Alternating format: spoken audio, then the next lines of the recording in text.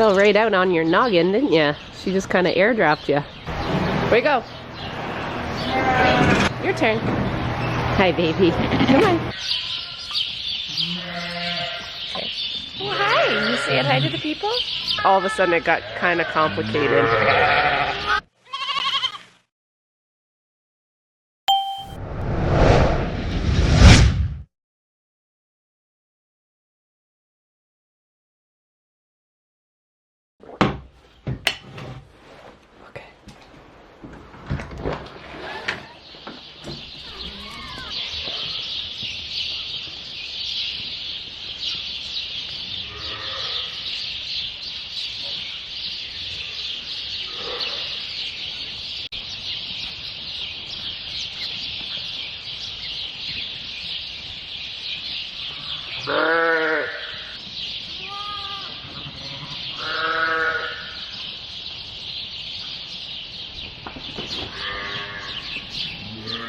Well, I can't believe it. There is no lambs this morning. Wow. Well, good morning. It's Tuesday. And we might have hit the lull. I'm going to say that, but looking at some of these udders and some of these back ends of these ladies, the lull won't be for very long. But it is nice to come to the barn with not a lot of chaos and confusion. And it could be the feeding. Maybe the feeding's working a little bit. Or maybe they're not lambing right now. You just never know. Sometimes I think I have these great ideas and then, oh, that girl has a little bit of discharge. This Suffolk has just a little bit of discharge. This girl. So she may go yet this morning. Oh, hi.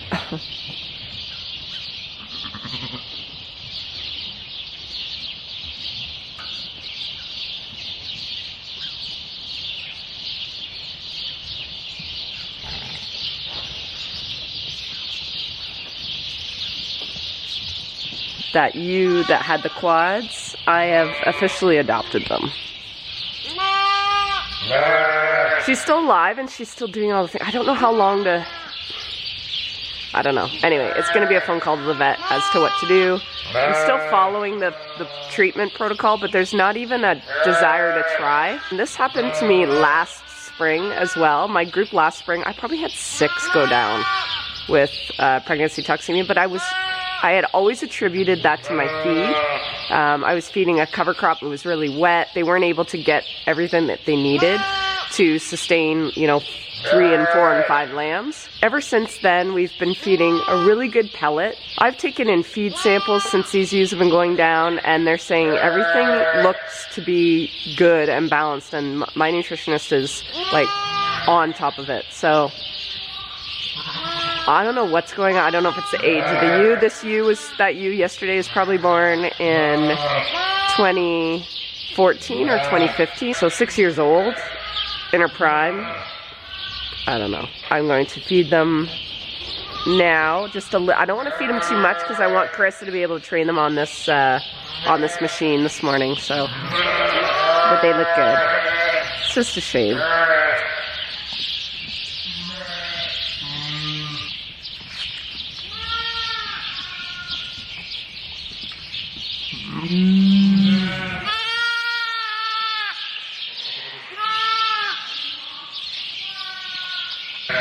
This one's never drank real well. I don't know what's going on. Unless it found the machine overnight.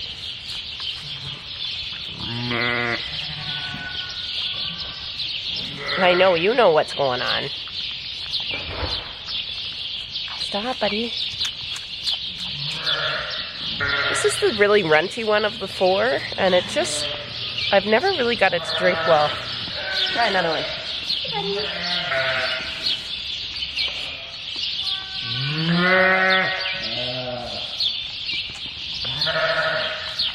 Oh yeah. He's hungry. He's hungry.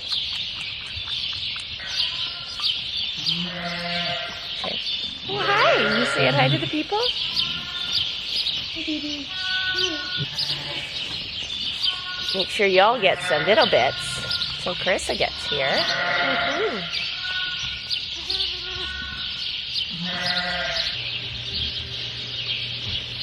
So a question I often get asked is, you know, why don't I leave triplets on the moms? Why don't I leave quads on the moms? The sheep only have 2 teats if they're both working. I have the machine to give me a choice to take them off. The last 2 groups I've been keeping more triplets in with the group. When I went through the numbers and the data, there's a few groups that do really well. So there are some triplets that, like, some moms just like amaze the crap out of me. They do really, really well.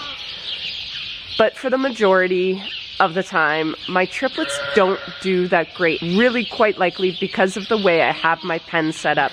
I don't feed a triplet ewe for feeding triplets. I feed her based on her having twins. I think I need to revisit that with my feed guy a little bit more. Logistically wise, it's very, very hard for me to feed a single, feed a twin, feed a triplet, feed a quad for the way I have my barn set up for lambing. So it's just one of those trade-offs that I have to make. The machine makes that trade-off a whole lot easier. So what I am considering though is the number of singles is so low now. Should I be feeding maybe based on every animal having like what they are having in my numbers, which is like 2.4, 2.5, instead of just the 2? Would that help? Part of it's going by body condition score too. Like my ewes are very conditioned, so if I feed them more, they're gonna come out of lactation like too heavy, and then that, you know, that might help with this lactation, but what's it gonna do for the future ones, right? So it's a bit of a hamster wheel. Like once you get on it, you got to figure out how to get off it. So it's an interesting discussion I'm going to have with both my vet and my feed guy, because there is some trade-offs on feeding the ewes more as well. If it was the perfect setup, I would have the ability to separate my singles, my twins, my quads, my triplets.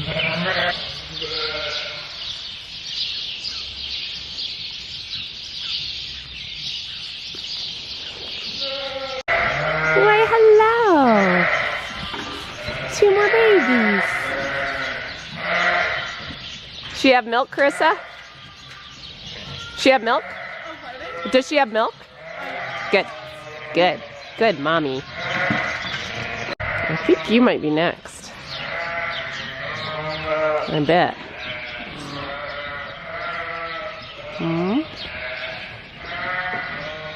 Keep an eye on her. Well, I promised you guys you'd see Billy today, and you will. There's Billy Sr. And Billy Jr. just past the gate. So we are I'm weighing this whole barn today. So there's a lot of lambs, and here's the first group. Really just quite ready and willing to come through the way they're supposed to. Well, Billy, are you next? No? Come on, who wants to go next? Okay. You're next, Billy. Oh. Nope, not quite. Here we go. Here we go. Come on. Go!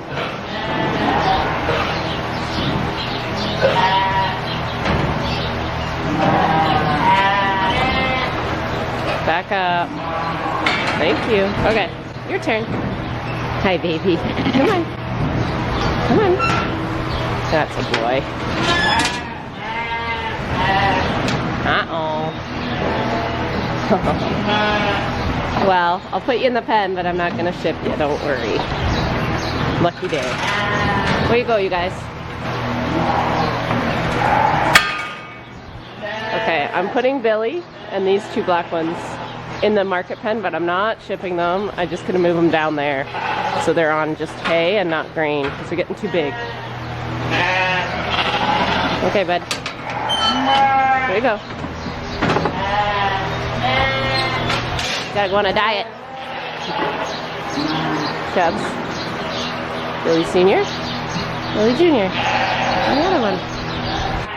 So I just finished weighing. There's way more than I thought there was going to be. There's 20 ready, plus the 3 black ones, which I'm hoping to keep as replacement grams. We'll see. Billy is one of them, the 2 Billies, and then a 3rd one that did really well, and he was a quad. So I am going to keep them. I'm going to put them in their own pen, and they're going to get hay and no grain. I just want to slow them down, or maybe just a small amount of grain. I want them to keep growing, but I don't want them to get fat. And they've been on unlimited grain, so I just need to slow that down, just like a ewe lamb, I'm assuming. But yeah.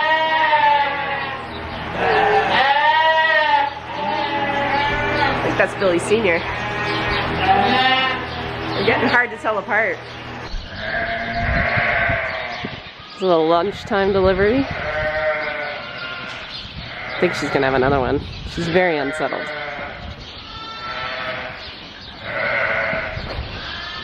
It's just like Mom. Twins.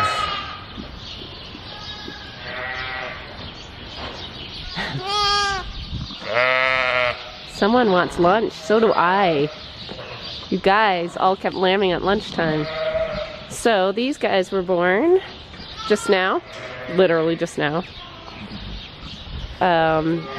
These are fresh.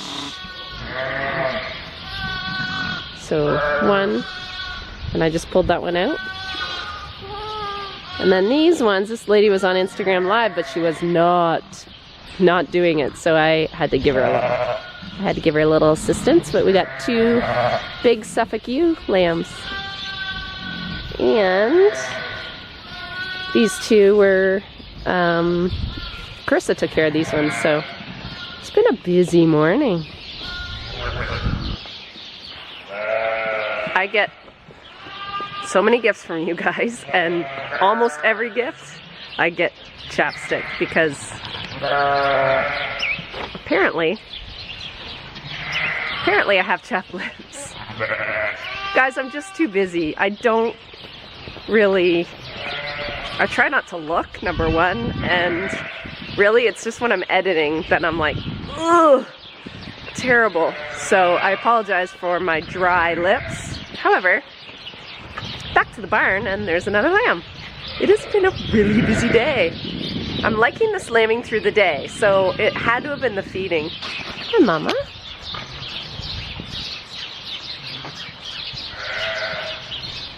Look at the ears. Oh, they're so long. There's my toque. Must have thrown it on the ground in the midst of trying to help a ewe lamb, I suppose. Well, there's another one.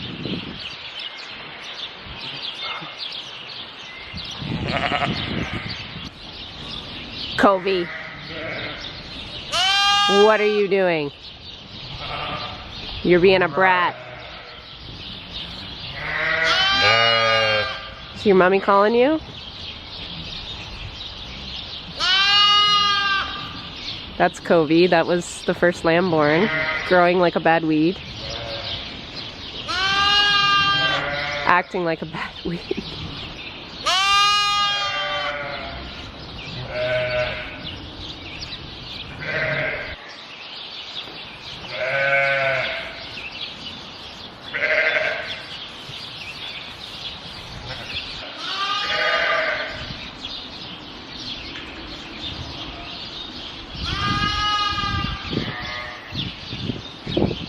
Walked right by its mom. It's right there. She's right there. Oh, funny. Hello, good looking. Rusty. So I named them Ruby Sue and Rusty.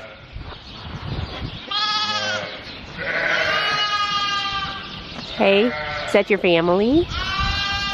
You're so cute.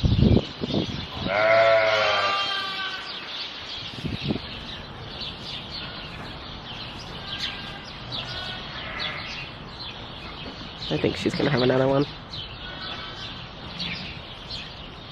Just trying not to interfere for once. Some pushing going on down here. Oh, you got something going on here, I would say. And And I would say she looks like she's doing something. 3 lambing at the same time. Today might just be one of the busiest days. I got 2 lambing pens set up, and she lambed another one. And I pulled this little one out. She's got more, but I just don't want to do any damage. It feels weird inside her, so I'm so leery now. It's a tiny, tiny little lamb, and she just, the placenta stuff just feels kind of gangly in there, so I am leaving her, and hopefully the second lamb will come up on its own. I couldn't feel it. I think she's really cavernous, so I'm pretty sure they're down in there, just by the looks of her. She's full of milk, she's up on her feet, she's all the right things, so I'm gonna let nature do its trick. And while I was doing this, another ewe lambed at the back, and I thought it was, she stood up and there was just a head, so I freaked out and ran back to the back to grab her. And as she ran away from me, the lamb popped right out. So I stress. Sometimes I think it's better if they're on their own. I'm nowhere near it. All right, let's go check that lamb. These guys are doing good. Another huge twin. Now we're down to twins, and they're getting really big. Oh, it's just a little one. It's not very big. Hey, Mom. Is that your baby? Oh. Well, hello, little cutie. Fell right out on your noggin, didn't ya? She just kind of airdropped you. So this morning when I was talking to you guys about those quads and just losing that mom, and you know, even why I pull 2 lambs off a mom, I didn't talk at all about fostering lambs. And if you've seen like the December group, if you went back and looked at that vlog, I successfully fostered quite a few. So the thing with fostering, it's great to be able to do that. Like if I have a ewe that has 4 lambs, I would 100% put a lamb on a ewe that had a single. My problem is, so far I've only had about 3 ewes with singles. 3 or 4, I'd have to go back and check. So very, very few, and they've long lambed. So the only time I've been able to successfully foster is if, say this ewe was done lambing and she was only gonna have 1. Which apparently she's not, but just say she was. Right now, if I had one of those quads, I would 100% grab one of those quads, and if she had a better water bag, I would explode the water bag on the dry lamb and get it like totally soaked with her fluids, so that like she's licking off this lamb, it would taste the same to her and it would smell the same to her. And that in that way it's basically tricking the ewe. But I find there's a very short window with my ewes. There's a lot of people that successfully do this, but with me I find it's a really short window. And even sometimes when you think you've nailed it, the lamb gets all licked off and dried off, and the ewe that loved it originally can smell her original scent and then rejects it then. So it's not always 100%, but I do try to foster when I can. I know people are going to ask me that, and I keep forgetting to talk about it. Another question I was asked is, you know, why so many multiples? What am I doing? What am I doing to these ewes? This is 100% natural. And so if you go back to my breeding, I bred them, what are we, April? So I bred them in November. If you go back to that, you'll see I bred them naturally. I bred them over 34 days. And these are just, they're prolific ewes if they're fed really well. And they've been fed really well. That's why they're kind of fat. Breeds that at all have the potential of having multiples, and you feed them pretty intensely, they're gonna have multiples. Well, she ended up having 2 more. 3 babies. Hey, Mama. That one, the first one she had, isn't great on its legs. It's kind of like it's been pinched on one side. So I'm gonna give it some colostrum and just watch it. She's got a ton of milk, so I'm just gonna bring the bottle in and just squeeze the milk out of her, because I'd rather them have her colostrum than the powder colostrum. So I'll give them all a little bit. Remember when I literally just said to you guys, I haven't fostered any of this group? Well, I had my first stillborn that I've had in quite a while. So I grabbed one of the quads because she already has one, but the one doesn't look good. That little one, that little squirt, she doesn't look good. So I grabbed the little quad and I put her under warm water just to get her, because she was completely dry. She or he, it doesn't matter. So it was wet, and this ewe had a little tiny little bit of tailings left in her, not a lot. So I rubbed the dead lamb all over her, and I rubbed the live lamb all over her, and then I rubbed whatever substance I could get out of Mom, rubbed it all over her, and so far Mom loves it. But the baby's been off her long enough and on the machine that it's like kind of dumb. So 50% of the battle is the mom liking the baby. The other 50% is that lamb has to figure out. These lambs have never drank off mom, right? Because that mom wouldn't get up. So it's gotta work. The mom likes it. I don't know about this one. I tried to feed it and it wouldn't drink. And it's a little off. There's just something off. And I would grab another quad, but I'm afraid she still might have some in her. I don't know if she does or not. I might grab another one. You guys, it has been one heck of an afternoon. Okay, so she had another stillborn, totally wrapped in the sack. They all three looked premature and not good. Placenta not nice. But she does have milk, and I don't want to waste this ewe. So I went and grabbed, because I knew she was done lambing, I went and grabbed another one of the quads. But again, they've never been on a ewe. So I'm going to just let Mom lick them off. This one's quieted right down, but it still hasn't gone on Mom. This one I just brought out, so because that last lamb was totally enclosed in her placenta, I was able to just take the placenta, rub it all over that lamb. So she's got a good coating. So Mom is good. Mom, I think, is totally tricked. So I'm going to get Carissa. Chris is taking over here shortly. I'm going to get her to watch them. And if they haven't drank by the time she leaves tonight, I'm going to get her to pull them out and put them on the machine because they won't last overnight if they haven't drank.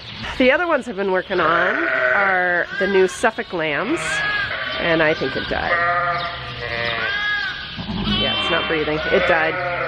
It didn't look good, but it wouldn't drink. Oh, it's so tough. And I tubed the second one, and it went down no problem. So I'm hoping I can get it. I did notice it does have the clubbed over hooves, so it's just, there's something off with this lamb. And then this one drank a little bit of bottle, and it was just drinking off Mom. This is all we can do for now. I'm just gonna take the time and talk to Carissa about all the things she has to look for, because all of a sudden it got kind of complicated. Anyway, I'll check in with you guys tomorrow.